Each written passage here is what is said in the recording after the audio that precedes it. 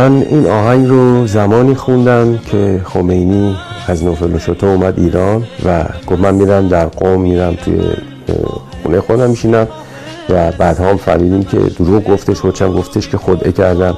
اومدش رفت در جمارو نشست و همون بالای مدرسه چی بودش علوی که همینجوری همه رو داشتن اعدام میکردن.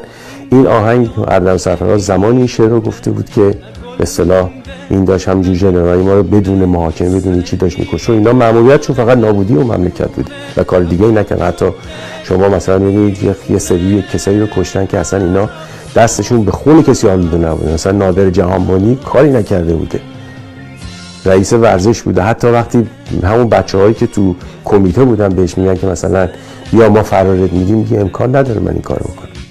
و تو دادگاهش هم هستش که میگه که شما یه مش عرب هستین که اومدین مملکت منو نابود بکنید.